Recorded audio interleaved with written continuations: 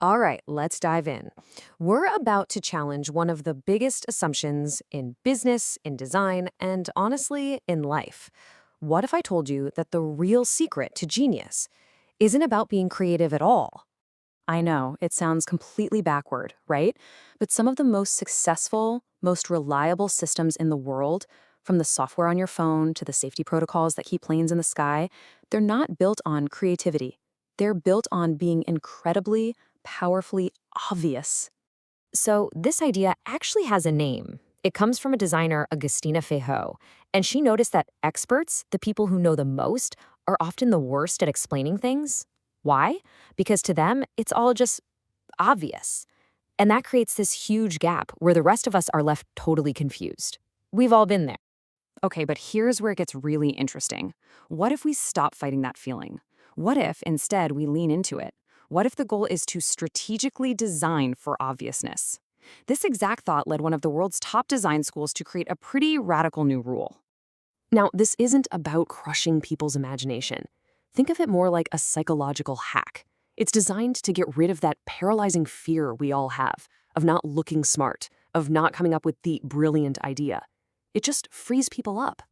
So, yeah, it's like a permission slip to stop trying to be a lone genius and instead just focus on what's simple, clear, and effective.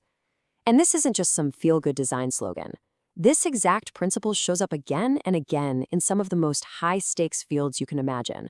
First up, let's talk about predictability. This whole idea really starts in software design with a powerful little rule called the principle of least astonishment. All this means is that a system should behave exactly the way you expect it to behave. It should match your intuition perfectly. When something just works, that's not magic. That's the result of someone working really, really hard to make it obvious. And this right here shows you exactly what we're talking about. When you violate this, you create friction, you create confusion. I mean, get this, 21%, that's 1 in 5 people, will abandon an online shopping cart just because the checkout process did something they didn't expect. Being surprising is expensive. Okay, now let's take this idea and go even deeper. This isn't just about the buttons you click. This is about the very foundation of our digital world, the code, the databases, the stuff that makes everything run. You got to hear this concept from an engineer named Dan McKinley. It is a total game changer. He says that every company gets a limited supply of innovation tokens, and your job is to spend them on what makes your company special, not on the plumbing that holds it all together. You get 3. Just 3. That's it. And every time you decide to use some brand new, shiny, innovative piece of technology, like a hot new database or a trendy programming language, guess what? Poof, you've just spent one of your tokens. And let's be clear, boring tech isn't bad tech. Not at all.